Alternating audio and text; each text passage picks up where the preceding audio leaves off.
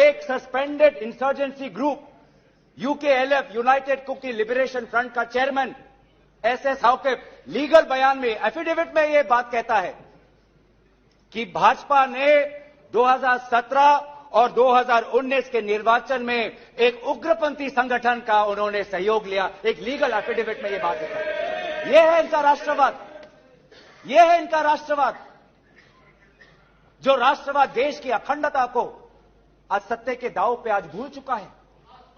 यह राष्ट्रवाद है कि जो आज देश की अखंडता के साथ खिलवाड़ कर रहा है। नमस्कार, उम्मीद है आप लोग स्वस्थ और शांत होंगे। भारतीय जनता पार्टी की एक खास बात है, जब वो मुद्दों से भागती है तो या तो निरर्थक बातें करती है, या अनर्गल बातें करती है, या फिर नौटंकी करने लगती है। ये एक सिफत है जो आप लोगों ने भी देखी होगी। अब आज के अविश्वास प्रस्ताव पर बात शुरू करते हैं।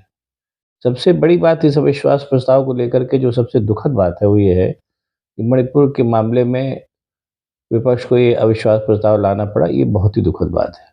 कायदे से होना ये चाहिए था कि 3 महीने से मणिपुर जल रहा है, अभी तक तो उसको शांत हो जाना चाहिए था, लेकिन कुछ सत्ता पक्ष की अयोग्यता और कुछ सत्ता पक्ष का षड्यंत्र मणिपुर अभी जल रहा है। और सारी कोशिशों के बावजूद अपने प्रधान सेवक उससे भागे भागे फिर रहे हैं। इस हद तक भागे भागे फिरे वो कि अविश्वास प्रस्ताव लाने की नौबत हुई। और जैसा मैंने कहा कि जिन मुद्दों से भागना होता है भारतीय जनता पार्टी वालों को, उसमें या तो निरर्थक बयानबाजी करते, या अनर्गल बातें करते, या फिर नौटंकी करने लगते। आज के अविश्वास प्रस्ताव में भी यही हुआ। कल परसों क्या होगा नहीं पता, जो आज हुआ, जो थोड़ा बहुत मैंने देखा उसके आधार पर मैं वो कह रहा हूँ।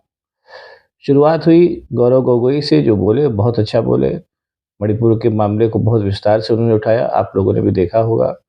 सारे मुद्दे उन्होंने उठाए और उसके अलावा भी बाकी मुद्दे भी उठाए। और बड़े आश्चर्य की बात यह है, इस पर आप सब लोगों ने भी गौर किया होगा कि अडानी का नाम भरा है कि सत्ता पक्ष एकदम से उखड़ गया। यानी देखा जाए, जो लोग कहते हैं कि नरेंद्र मोदी की सरकार अडानी अंबानी की सरकार है, तो ये सच बोलते हैं, सच कहते हैं। प्रधानमंत्री और तमाम मंत्रियों का जिक्र आया, लेकिन सत्ता पक्ष नहीं उखड़ा। लेकिन अडानी का जिक्र आते ही सत्ता पक्ष उखड़ गया एकदम से। खैर, फैक्ट भी यही है कि ये सरकार को अडानी अंबानी ही चला रहे हैं। ठीक है, कोई बात नहीं।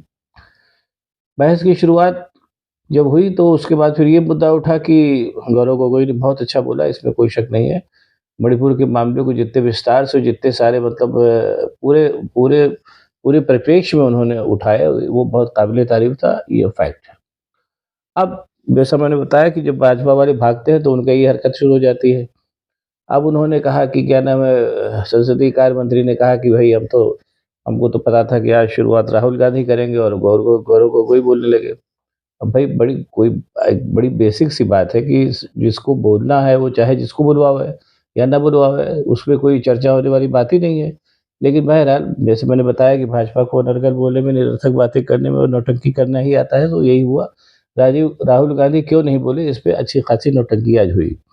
जबकि बेसिक सी बात है कि राहुल गांधी को बोलना था, लेकिन वो इसलिए नहीं बोले कि जब आखिरी दिन सदन में आवेंगे नरेंद्र मोदी तो फिर वो बोलेंगे, तो आमने सामने की बात भी मजेदार होगी।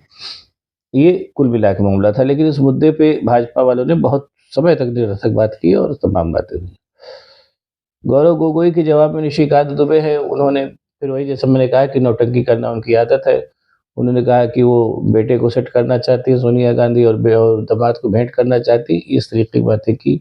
और वही पुराना प्रताप के वंशवाद और भ्रष्टाचार, ये सब सारी बातें जो होती है जिनका कोई मतलब नहीं रह गया।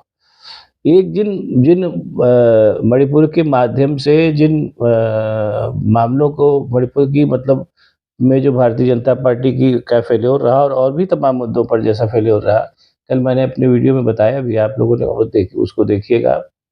और लेकिन एक वो सारे मामलों पे सत्ता पक्ष की तरफ से कोई जवाब नहीं है। मणिपुर पे तो बोले ही नहीं वो लोग, जैसे कि मतलब मणिपुर का नाम आते ही सांप सूंघ जाता है।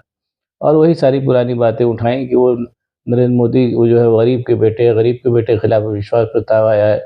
अरे भैया, ये कौन गरीब का मामला है? लाखों का सूट पहन रहे हैं, हवाई जहाज से घूम रहे हैं, प्राइवेट जहाज़ों से घूम रहे हैं, कहाँ से गरीब हैं? गरीब रहे होंगे। और एक तरीके से देखा जाए तो गरीब तो लाल बहादुर शास्त्री भी थे। तमाम ज़्यादातर नेताओं का आप देखिए, बैकग्राउंड देखिए तो गरीब का ही होता है। और वही वाली सब पुरानी बातें कि राहुल गांधी को दम है, वो क्यों माफ़ी मांगेंगे, ओबीसी के खिलाफ बोले वो शहजादे, इस तरीके की जो अनर्गल बातें होती हैं वो लगातार भारतीय जनता पार्टी ने की। कुल मिलाकर के ये कहने में एक मतलब गुरेज नहीं होना चाहिए कि जितनी गंभीरता से विपक्ष ने मणिपुर के मुद्दे को उठाया, और मणिपुर के मुद्दे को उठाने के अलावा उन सारे मुद्दों को उठाया जिन जैसे सुप्रिया सुले बोली कि जो कि जिन जिन जिन जिन कठिनाइयों से सामने आज राष्ट्र गुजर रहा है, उनका सबका जिक्र उन लोगों ने किया, विपक्ष ने, इसमें कोई शक नहीं, और बहुत अच्छे से उठाया। और उनमें से एक भी मुद्दे पर मणिपुर समेत जो सत्ता पक्ष था वो मतलब सिवाय नौटंकी करने के और उसके पास कुछ नहीं था मुद्दा। वो जैसे मैंने बताया कि वंशवाद, परिवारवाद, भ्रष्टाचार, और राहुल गांधी क्यों नहीं बोले, उनको बोलना चाहिए था, और क्यों नहीं बोले तो उस पर भी तंज किस हो गए होंगे, इस तरीके की निरर्थक बातें वो लोग करते हैं। आज के अविश्वास प्रस्ताव में इतना स्पष्ट हो गया कि अब भारतीय जनता पार्टी के पास अपने फेवर में कहने के लिए कुछ नहीं बचा। उनके पास 2-3 चीज़ें बची हैं जिसको आप मैंने पहले भी कल भी कहा था और आज भी मैं कह रहा हूँ कि वही पुराने घिसे-पिटे मुद्दे, भ्रष्टाचार, भाई भतीजावाद और वंशवाद। एक तरीके से अगर देखा जाए तो ये सब सारी ऐसी, अगर आप इनको बुराई कहें तो बुराई, और अगर एक ये कहें कि ये एक मतलब एक भारतीय लोकतंत्र की परंपरा है तो ये भी कह सकते हैं। जहाँ तक ये भ्रष्टाचार, भाई भतीजावाद, वंशवाद की बात है तो भाजपा में क्या नहीं है?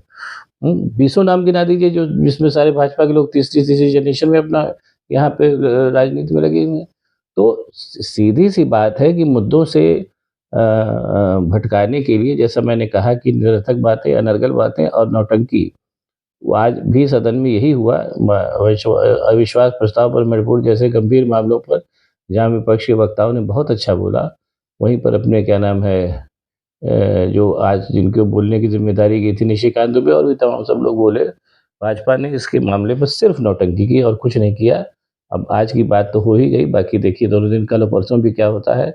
और ये आज मैं फिर इस बात को कह दे रहा हूँ कि जैसे अडानी के मामले में प्रधानमंत्री बहुत लंबा बोले, तरह-तरह की नौटंकी की, लेकिन अडानी का नाम नहीं आया। उसी तरीके से परसों जब वो बोलने को बाध्य होंगे, तो आप देखिएगा कि उस पूरे भाषण में सारी बातें होंगी, सारी निरर्थक बातें होंगी, खूब नौटंकी होगी, लेकिन मणिपुर का नाम उसमें भी नहीं आएगा। ये मैं अभी पूरी गारंटी के साथ कह देता हूँ। बाकी जो होगा तो आप लोग देखिएगा ही। अब आप लोगों को अगर मेरा वीडियो पसंद आए तो इसको शेयर करिए, लाइक करिए, साथ ही साथ मेरे चैनल को सब्सक्राइब करिए ताकि और भी ऐसी बातें आपको बताता रह सकूँ। बहुत बहुत धन्यवाद। नमस्कार।